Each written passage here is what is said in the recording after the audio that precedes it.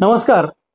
आज आपण पुणे शहरातील एका महत्त्वाच्या ठिकाण म्हणजेच FC रोड या ठिकाणीतील एक अत्यंत धक्कादायक प्रकाराशी निगडीत एक विषय आज आपण हाताळतोय.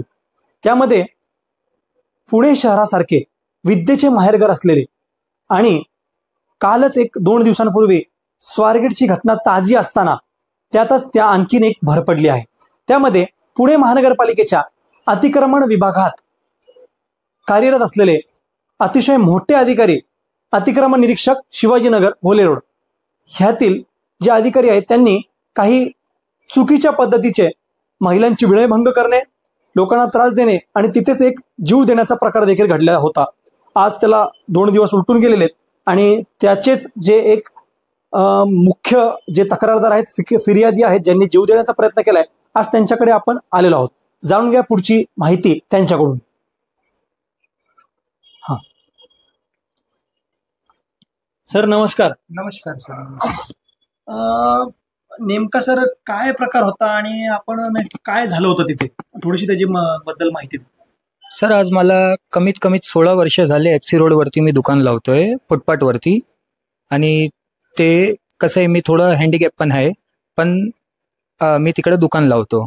आता इतके वर्ष झाले अतिक्रमण विभागाचा भरपूर तिकडे आहे ना, म्हणजे त्यांची कारवाई वगैरे दरवेळी चालतीच आहे, कारण की त्यांचं कामच आहे.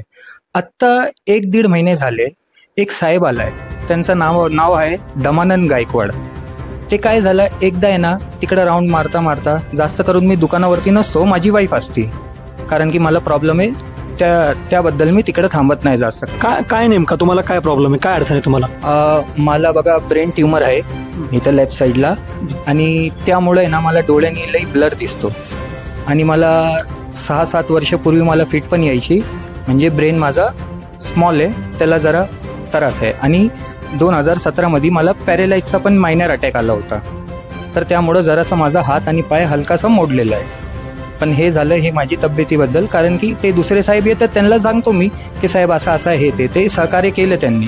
नेमका आता जी परवा दिवशी जी घटना घडली होती, आपण जीव देण्याचा काहीतरी प्रयत्न केलाय, नेमका काय प्रकार होता त्याबद्दल थोडीशी आम्हाला व्यापक माहिती द्या. हो, 1.5 महिने झाले बहुतेक, 1.5 का 1 महिने झाले दमानंद गायकवाड म्हणून आहे ना तिकडं अतिक्रमण विभागचे साहेब आले आहे. तर ते कधी कारवाईला आले होते, तर मी नव्हतो त्या साईडला, तर माझी वाईफ त्यांना दिसली. आता त्यांनी तिकडं माल धरलं, तर माझी बायकोनी म्हणलं साहेब आमचं असं आहे तसं आहे हे ते, त्यांनी माल सोडून दिला. दुसऱ्या दिवशी ते सहज आले फिरायला तिकडं राऊंड मारायला, त्या टायमाला पण मी नव्हतं. ते आले, माझी वाईफ सोबत विचारलं कोण आहे, काय घरी कसं चालतंय, काय नाही चालतं, ते सगळं विचारलं त्यांनी. त्याच्यानंतर माझी बायकोला म्हणतात चला आपण चहा कॉफीला जाऊ, चला हे सोडा, जाऊ आपण, काय विषय असले की तुम्ही मला सांगा. तर माझी बायकोनी त्यांना म्हणली हे काय बोलले, हे सगळं आम्हाला चालत नाही बोले, मी काय तशी बाई नाहीये. ते तेव्हापासून ते त्यांना हडझीड केली, तर तो माणूस एकदमच खावडला. तो माणूस त्याच्यानंतर मग ज्यावेळेस अशा म्हणजे त्यांनी तुमच्याकडे डिमांड केली होती का, म्हणजे काय महिलेचं असं तुम्हाला वाटतंय का, बाबा विनयभंग केल्यासारखं असं तुम्हाला वाटतंय का तुमच्या बायकोशी? आता भंग केलं म्हणजे चला माझ्यासोबत कॉफी प्यायला, म्हणजे तर विषय तर थोडक्यात तोच झाला. आता ह्या विषयाबद्दल आपण कसं आहे एकदम क्लिअर सांगायला, म्हणजे आता कळून येतो माणसाला, कोण पण आता कुठला पण पुरुष असला महिलापाशी गेला, चल बाई कॉफी प्यायला, चल बाई फिरायला, तर काहीतरी रॉंगच आहे ना ते माइंडमध्ये त्यांचे.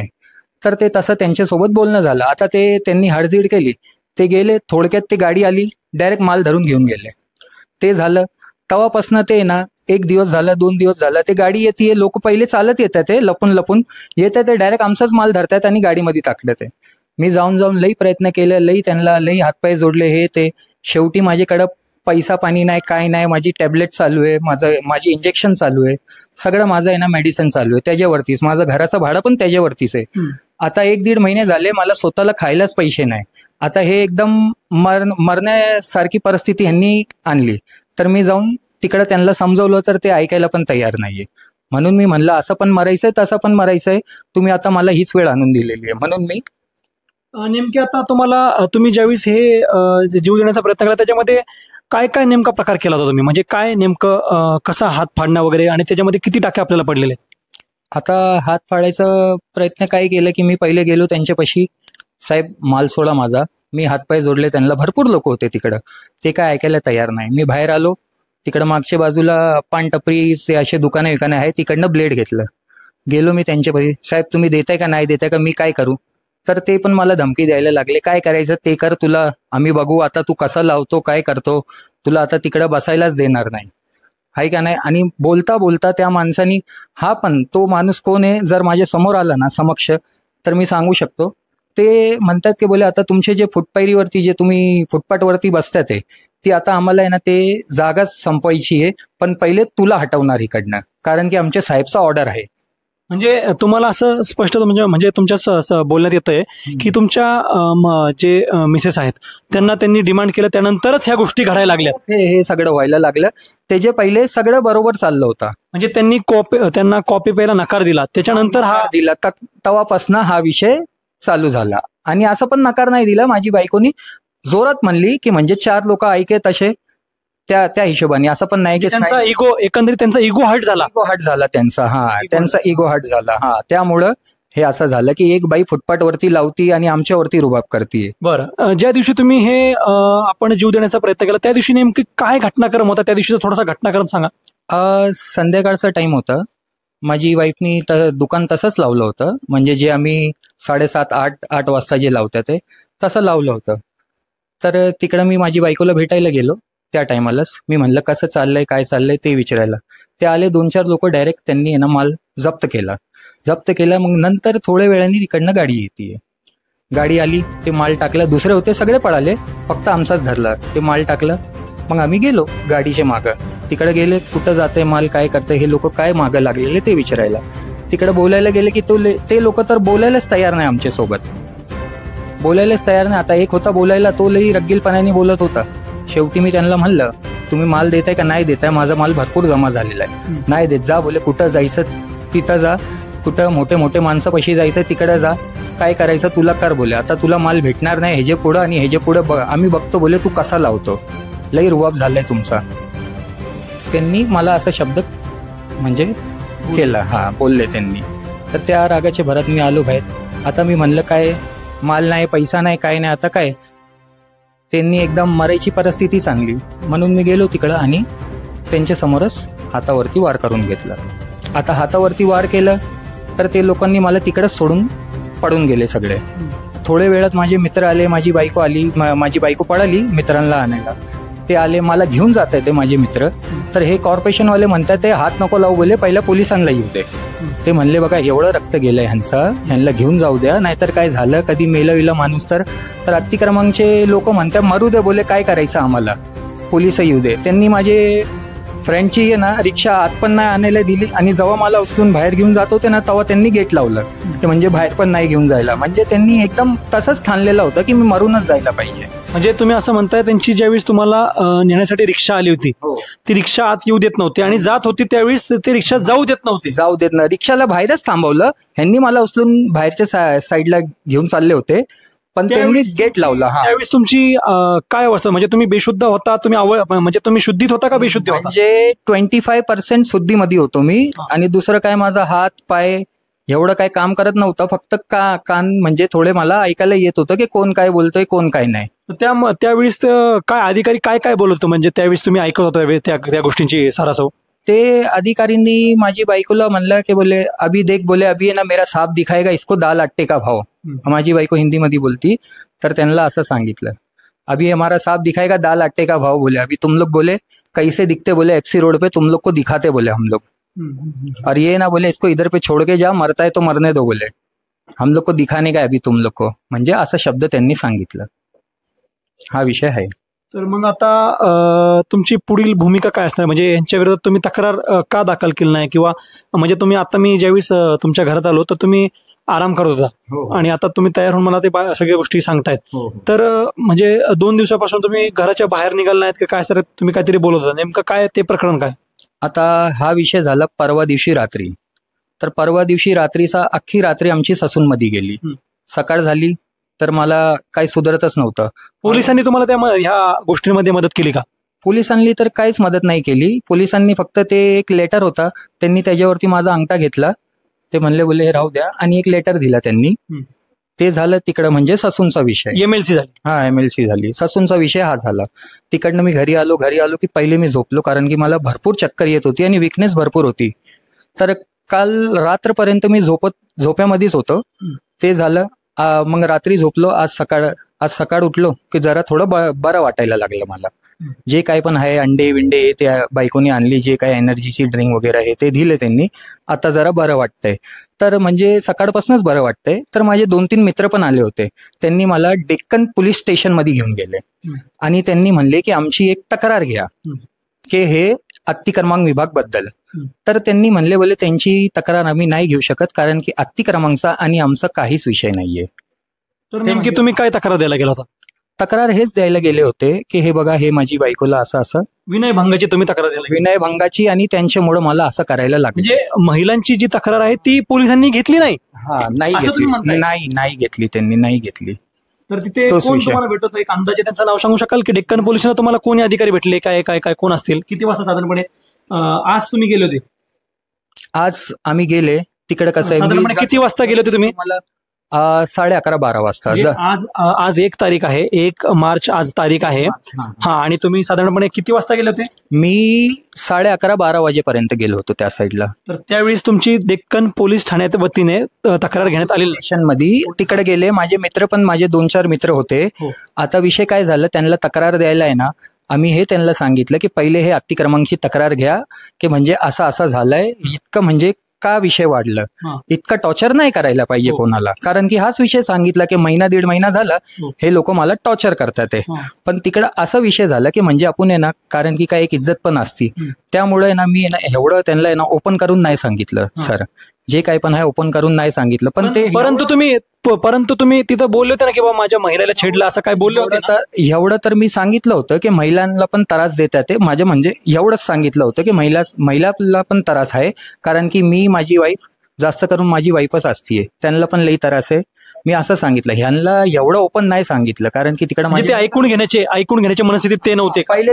पहिले त्यांनी माझा हाच विषय त्यांनी ऐकला नाही. तर मग ह्यांना मी मेजर फॉल्ट काय सांगू त्यांना? मी फक्त एवढं सांगितलं, महिलाला पण त्रास आहे तिकडं, तो साहेब आलेला आहे, त्यांच्याकडे लक्ष द्या. तर त्यांनी काय म्हणले माहितीये का, आता जर आम्ही तुमच्यासोबत काहीतरी केलं, ते म्हणजे आम्ही पोलीस आहे, आम्ही कॉन्स्टेबल आहे, आम्ही काय केलं तर तुम्ही कुठं जाणार? आमच्या साहेबापाशी ना.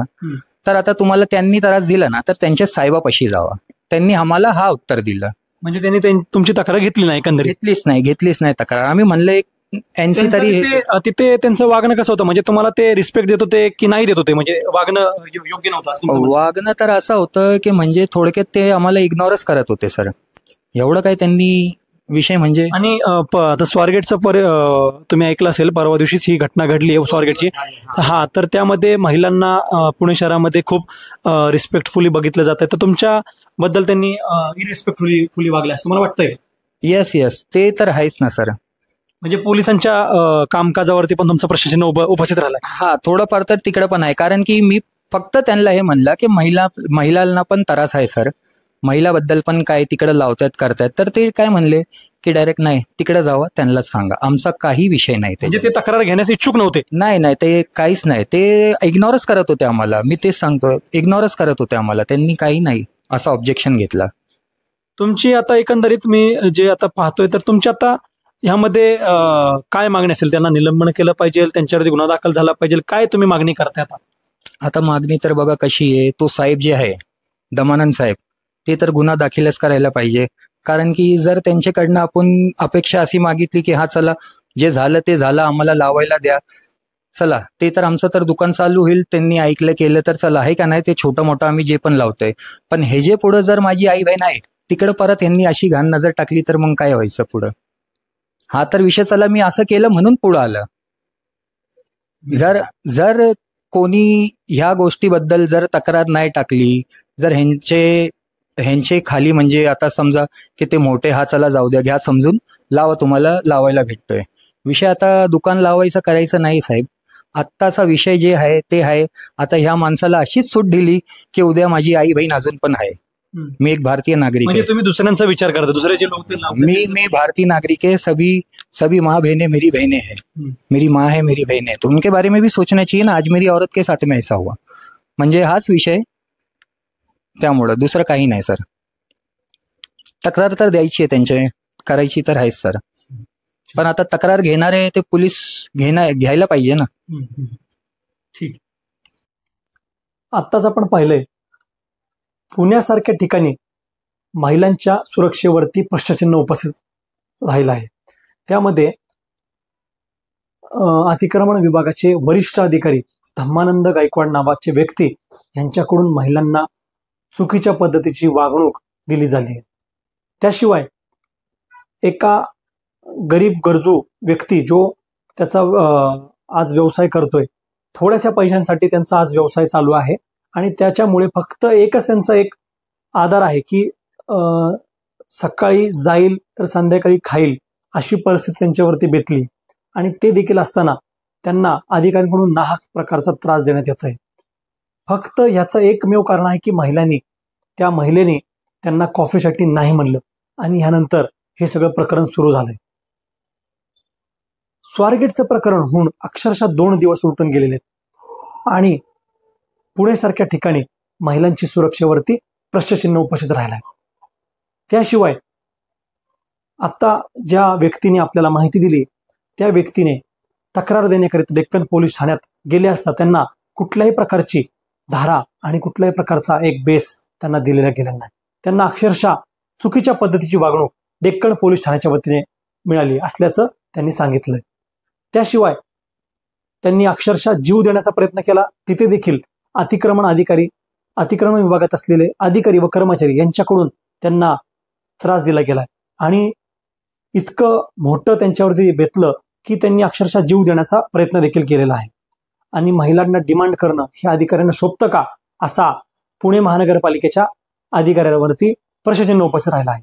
ह्यावरती तात्काळ पुणे महानगरपालिकेचे आयुक्त यांनी ह्या विषयावरती गंभीरतेने पाहावं असं आम्ही त्यांना विनंती करतोय. आणि पुणे शहराचे पोलीस आयुक्त अमितेश कुमार ह्यांना देखील आमचा एक महत्वाचा संदेश या माध्यमातून आम्ही द्यायचा प्रयत्न करतोय की महिलांची सुरक्षा ही आज रस्त्यावरती येऊन ठेवली.